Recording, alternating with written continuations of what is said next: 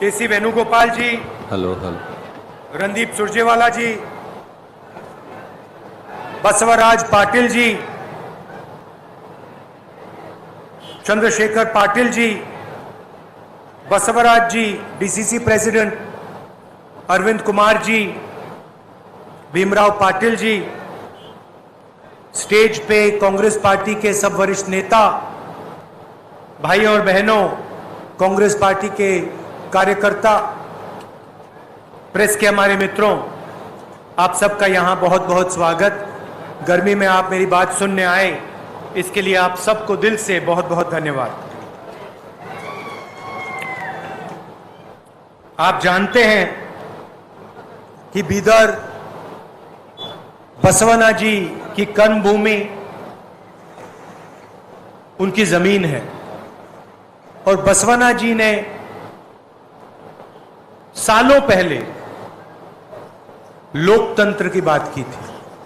और अगर आज हिंदुस्तान में डेमोक्रेसी है, लोकतंत्र है, तो उसकी नींव बसवना जी ने दिखाई थी। दुख की बात है कि आज हिंदुस्तान के लोकतंत्र पर बीजेपी और आरएसएस के लोग आक्रमण कर रहे हैं, हिंसा फैला रहे हैं, नफरत फैला रहे हैं और देश का पूरा धन चुने हुए लोगों के हाथ कर रहे हैं। बीजेपी और आरएसएस की विचारधारा बसवना जी की विचारधारा के खिलाफ है। जो भी बसवना जी कहते थे, उसके विरोध में बीजेपी और आरएसएस के लोग काम कर रहे हैं। कुछ दिनों में कर्नाटक में चुनाव होने वाला है और पूरा कर्नाटक, पूरा देश जानता है कि चुनाव में कांग्रेस पार्टी जीतने वाली है और भारी बहुमत से कम 150 सीट लेकर कांग्रेस पार्टी जीतने वाली है। आप देख लेना, जो 40% कमीशन वाली सरकार है, उसको 40 सीट से ज्यादा नहीं मिलने वाली है।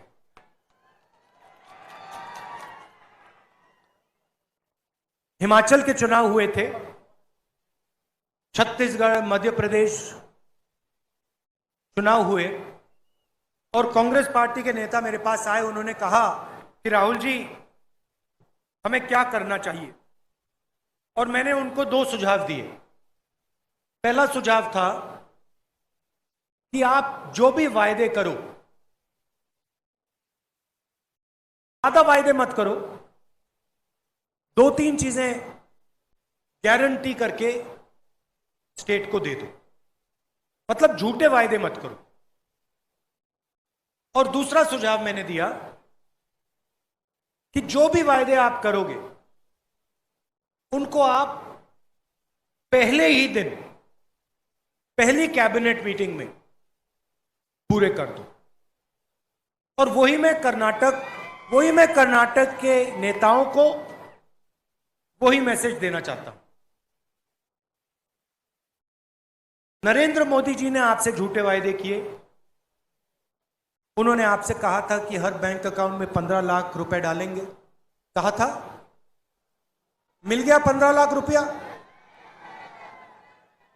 उन्होंने कहा था 2 करोड़ युवाओं को हर साल रोजगार देंगे, मिल गया 2 करोड़ युवाओं को रोजगार। उन्होंने कहा था काले धन को खत्म कर देंगे, नोटबंदी से काला धन खत्म हो जाएगा, नोटबंदी से काला धन खत्म हो गया। तो बीजेपी ने सिर्फ झूठे वायदे किए हैं। अब कांग्रेस पार्टी आपसे 4 वायदे कर रही है और ये जो वायदे हैं, ये पहली कैबिनेट मीटिंग में कानून बना दिए जाएंगे। मतलब इनको पूरा करने में 6 महीने 1 साल नहीं लगेगा। इनको हम पहले दिन पहली कैबिनेट मीटिंग में कर्नाटक के लिए पूरा करके दिखा देंगे। ये चार वायदे कौन से हैं, मैं आपको बताना चाहता हूं। पहला वायदा और शायद सबसे जरूरी वायदा, जिसे हम गृह लक्ष्मी कहते हैं, 2000 रुपए हर महीने हर परिवार की महिला को। दूसरा वायदा गृह ज्योति, 2000 यूनिट हर महीने मुफ्त में बिजली हर परिवार को। अन्नभाग्य 10 किलो चावल हर परिवार के हर व्यक्ति को। युवा निधि 2 साल के लिए कर्नाटका के हर ग्रेजुएट को 3000 रुपए प्रति महीना और हर डिप्लोमा होल्डर को 1500 रुपए प्रति महीना। ये 4 जो वायदे हैं, ये हमारा पहला कदम होगा और इनको कांग्रेस पार्टी की कैबिनेट अपनी पहली मीटिंग में पूरा करके दिखा देगी। ये वायदे कर्नाटक के अरबपतियों के लिए नहीं है। जैसे नरेंद्र मोदी जी ने, कर्नाटक की सरकार ने 2-3 अरबपतियों के लिए काम किया, ये वायदे उनके लिए नहीं है। ये वायदे कर्नाटक के युवाओं के लिए, किसानों के लिए, मजदूरों के लिए और गरीबों के लिए हैं। और इन 4 वायदों से कर्नाटका के लाखों परिवारों की जिंदगी बदल जाएगी। थोड़ा सा मैं बीजेपी के बारे में बोलना चाहता हूं। मैंने शुरुआत में कहा कि बीजेपी को सिर्फ कर्नाटक में नहीं, पूरे देश में 40% कमीशन वाली सरकार कहा जाता है। और यह नारा मैंने नहीं दिया है, यह नारा कर्नाटक के लोगों ने, कर्नाटक की जनता ने दिया है। आपने पिछले 5 सालों में अपनी आंखों से देखा, बीजेपी के भ्रष्टाचार को आपने देखा और आपने सहा। प्रधानमंत्री जहां भी जाते हैं भ्रष्टाचार की बात करते हैं, मगर जब कर्नाटका के कॉन्ट्रैक्टर एसोसिएशन ने नरेंद्र मोदी जी को चिट्ठी लिखी और उन्होंने नरेंद्र मोदी से कहा, प्रधानमंत्री जी कर्नाटक में 40% कमीशन लिया जा रहा है, तो प्रधानमंत्री ने उस चिट्ठी का जवाब तक नहीं दिया। जब यहां पे मैसोर सैंडल सोप का करप्शन स्कैंडल हुआ, जिसमें एक एमएलए के बेटे को 8 करोड़ रुपए चोरी करते हुए पकड़ा गया, प्रधानमंत्री ने एक शब्द नहीं कहा। जब जॉब स्कैम हुआ, नरेंद्र मोदी जी ने एक शब्द नहीं कहा। जब पुलिस सब इंस्पेक्टर को 80 लाख रुपए ब्राइब दिया गया, प्रधानमंत्री ने एक शब्द नहीं कहा। जब असिस्टेंट प्रोफेसर जॉब स्कैम हुआ, प्रधानमंत्री ने एक शब्द नहीं कहा। जब assistant engineer, junior engineer job scam हुआ, प्रधानमंत्री ने एक शब्द नहीं कहा। जब मैं भ्रष्टाचार की बात उठाता हूं, जब मैंने पार्लियामेंट हाउस में भाषण किया और प्रधानमंत्री जी से अदानी जी के बारे में सवाल पूछे, तो पहले उन्होंने मेरा माइक ऑफ कर दिया और उसके बाद मुझे पार्लियामेंट से डिस्क्वालीफाई कर दिया, लोकसभा से निकाल दिया। क्यों? क्योंकि मैं भ्रष्टाचार के बारे में नरेंद्र मोदी जी से सवाल पूछ रहा था। 3 सवाल पूछे। मैंने पूछा कि नरेंद्र मोदी जी, आपका अदानी जी से क्या रिश्ता है? अदानी जी को हिंदुस्तान के पोर्ट्स, एयरपोर्ट्स, सारे के सारे बिजनेसेस पकड़ा दिए जा रहे हैं। ये कौन कर रहा है? क्यों कर रहा है? दूसरा सवाल, अडानी जी के जो शेल कंपनीज हैं, उसमें जो बेनामी पैसा है 20,000 करोड़ रुपए का, वो पैसा किसका है? यह सवाल मैंने नरेंद्र मोदी जी से पूछा और नरेंद्र मोदी जी ने पहले मेरा माइक ऑफ किया पार्लियामेंट हाउस में और फिर उसके बाद मुझे पार्लियामेंट से निकलवा दिया, डिस्क्वालीफाई कर दिया।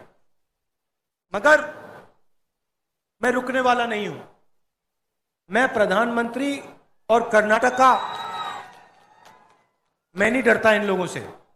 मैं प्रधानमंत्री और कर्नाटका की सरकार से भ्रष्टाचार के बारे में सवाल पूछता जाऊंगा और इनसे मैं लड़ता जाऊंगा।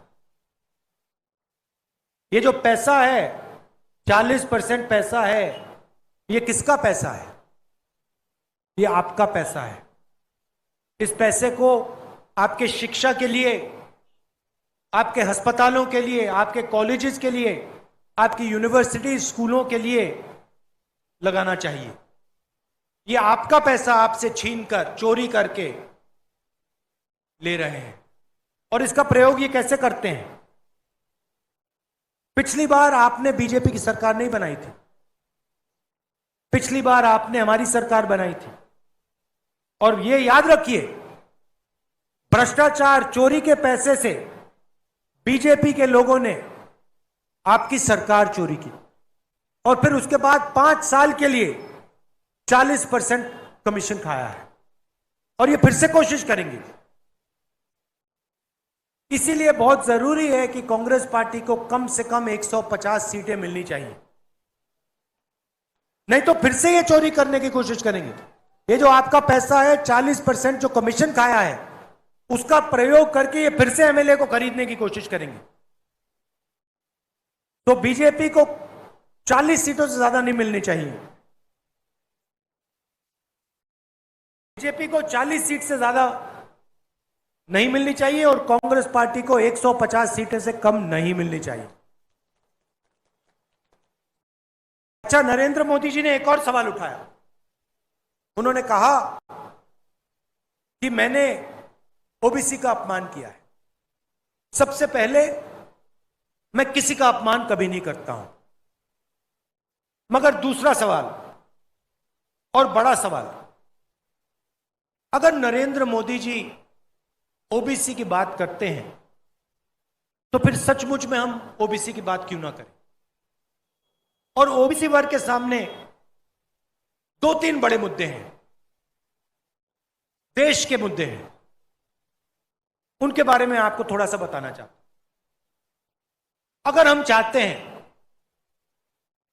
कि ओबीसी को ताकत दी जाए, राजनीतिक ताकत, आर्थिक ताकत, तो सबसे पहला कदम हमें यह मालूम होना चाहिए कि हिंदुस्तान में ओबीसी हैं कितना। अगर हम ओबीसी को ताकत देना चाहते हैं तो पहले यह समझना होगा कि देश में ओबीसी कितने हैं, दलित कितने हैं, आदिवासी कितने हैं। अगर हमें यही नहीं मालूम तो हम ओबीसी को शक्ति, ओबीसी को ताकत कैसे दे सकते हैं? जब हमारी सरकार थी, यूपीए की सरकार थी, 2011 में हमने सेंसस किया था और पहली बार हमने सेंसस में सवाल पूछा था कि भैया आप ओबीसी हो, आप दलित हो, आप आदिवासी हो, आपकी जात क्या है? और पूरा का पूरा डेटा हिंदुस्तान की सरकार के पास है, मगर नरेंद्र मोदी जी ने डेटा पब्लिक नहीं किया है, छुपाया हुआ है। दिल्ली की सरकार को मालूम है ओबीसी की कितनी आबादी है हिंदुस्तान में,